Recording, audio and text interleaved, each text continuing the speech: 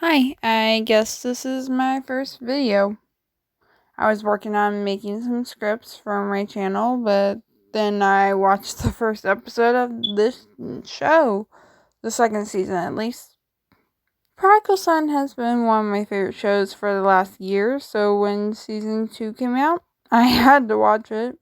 First episode was exactly what I wanted. I was super excited. I was super giddy when I was done. It was fun. It was so good. But then there were some warning parts and there were some warning signs and just a couple parts, and it was something that was just off. So I tried to get it out of my brain, but it kept coming back on.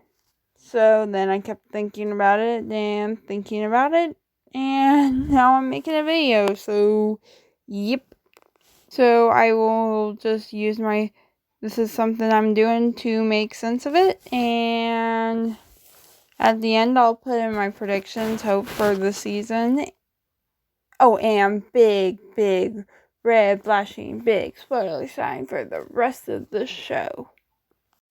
I wasn't the only one who hated the season 1 finale, was I? If you forgot or didn't listen to my spoiler warning of Prodigal Son, follows Malcolm's profile for the FBI until he gets fired on the first episode, and then he works for the NYPD.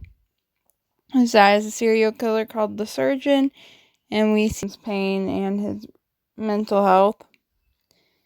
The season finale, Malcolm is put in a situation where he has to kill a guy named Nicholas for doing bad things would get away.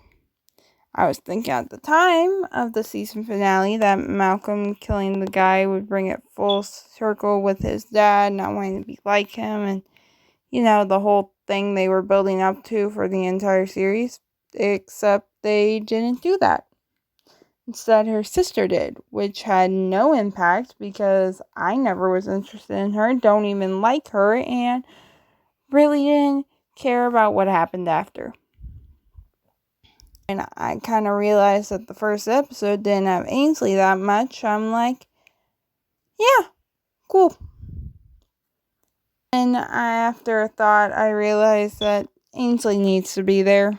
The reason is that she did the murder, and even though she doesn't remember doing it, she still was there and would have a reaction to it. Come on, she is a smart person. She has done smart things in the past on the show, so she would have probably figured out, hey, there's blood on my face, not Malcolm's. Hey, I had a knife in my hand until Malcolm took it away. What if I'm the one who did it? Or how does she see Malcolm for the murder? How does she see herself? How is she handling the murder? None of this is answered. None of it's even touched upon, and maybe it will be later, but right now, no. And none of the questions are even asked. It gets with one of the major problems of what I had with all the other problems in the episode and where most of the problems stem from. The time jump. The show wanted to take during modern times, COVID times, so it's skipped months in ahead. This doesn't work for Ainsley because now all of a sudden, oh, she's cool now. Nothing bad's happened. She doesn't react to anything. Know why they would do this except for COVID references and just to be relevant, which I get it, but it really comes off as clumsy, especially when I don't know if this was supposed to take place right after COVID, but no one is wearing freaking masks. Not even, people in a hospital are not wearing masks. I find it so weird.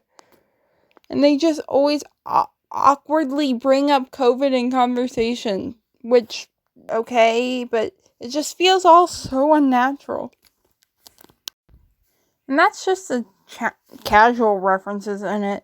When they try to make it a current plot significant thing, it feels even more out of place. Like when Martin Whitley, Malcolm's dad, the serial killer guy, comes back because of him saving the prison, which, let's be honest, was just a cheap and easy way for Martin to come back into the story. There were other ways to do that, though, and the way they did it was just an excuse to bring back Michael Sheen, which I'll talk about later, but there were other ways they could have done it. They could have had Martin be just manipulative to Malcolm, or give him some kind of blackmailing thing to then talk to his mom about, so then she can make her plans with some wealthy people to get him back into a nice place. I know Jessica would not take that immediately, but Malcolm, and it would be a train of a manipulation that can really show the similarities between Malcolm and his dad and really string them together. But they didn't do that. Instead, we got, oh, he's back because, COVID prisons. And there's the other way they tried to remain relevant. They added a racial profiling plot.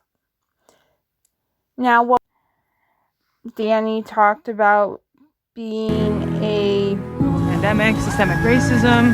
It's a perfect time to be a young black woman and a cop. And honestly, I thought she was going to be profiled, and I thought it would happen in later in the series. And I liked the idea, actually. I thought it would be really good in theory. I remember when Brooklyn Nine-Nine did that a few years ago. That was pretty good. And I know there are two different types of shows, but Prodigal Son could have added its own unique take on it. Instead, what happened is it came out of nowhere, and it just felt like an afterthought. Honestly, they probably should have waited a couple episodes to do this, so it could be more of a focus, and we can make it like a plot relevant thing. Even if it is still just a side plot, it would be a side plot that ran through the whole episode. That way it could be the focus of it and how it affects everyone, and maybe they'll do that later, but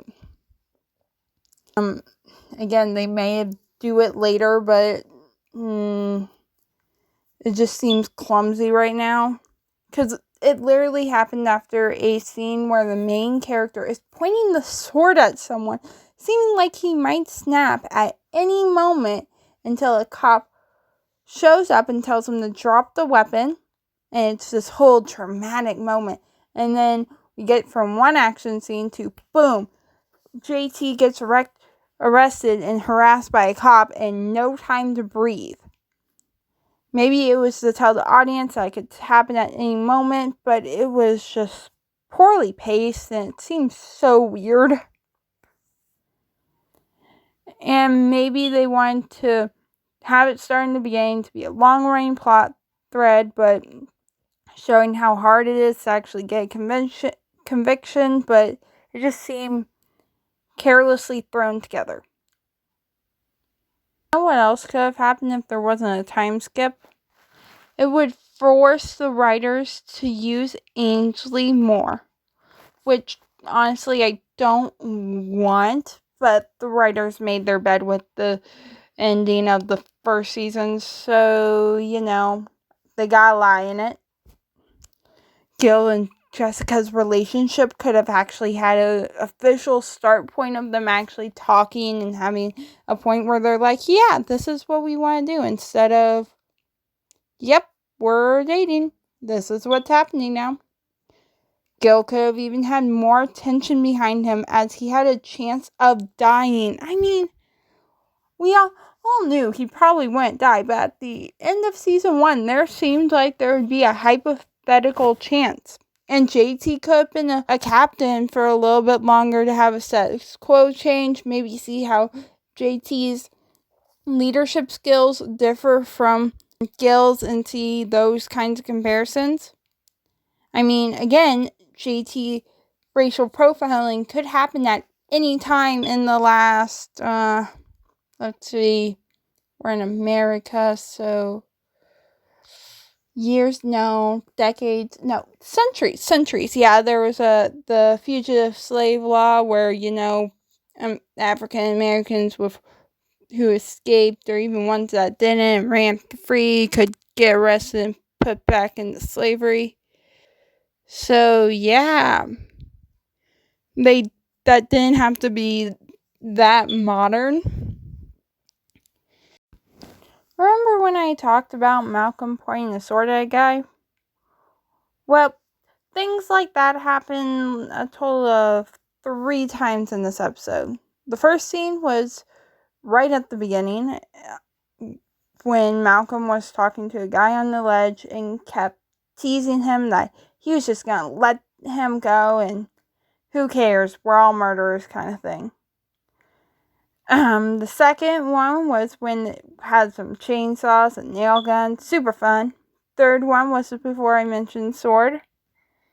Now, I personally love the scenes where characters snapped and go all crazy-eyed and psychopathic on others. Super fun. Just, it's so weird and creepy and lovely and beautiful. The problem is, it doesn't fit Malcolm's character. In season 1, he would have these moments where he would joke about murder or even do something that can seem killer-esque, but it would always have a good reason. He did chop a guy's hand off in the pilot, but he did bury a guy's body, right? You know, I could hear someone else say, wouldn't that change his personality? Yes, it would, exactly. But here's the problem. That pesky time skip. If we saw what happened right after the murder, we could see Bright's reaction and of what he had done and how he copes and everything else to go along with it. So it leads into him going into that more murdery persona and having those murder plays. And we see him moving towards that. Because even in the show, you saw that they were just saying, oh, you're acting more brightish now. You're acting more weird, crazy now. There was a build. We just never got to see the build. Okay, so I've been talking a lot about my concerns with this because I didn't like the time jump and it did seem like it was pretty rushed.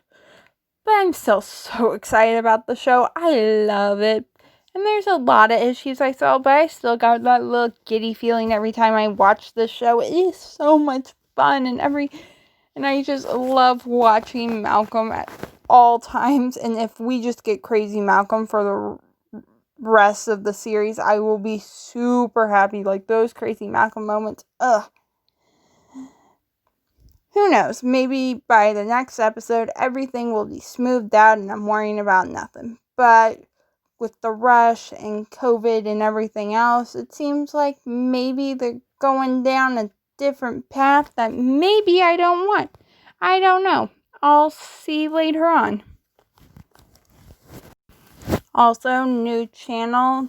I didn't plan on making this video yet. I've been working on other things to make to start on this YouTube channel, but I saw the first episode and I'm like, yep, making a video on this. So that's what I did. Like, subscribe, all that stuff, probably comment. Yeah, those are things we do. I promise I will have more videos at some point. I am working on that. It's going to be all about Legacy's Us and the Vampire Diaries spinoff. So, yeah, if you're interested in that, stick around.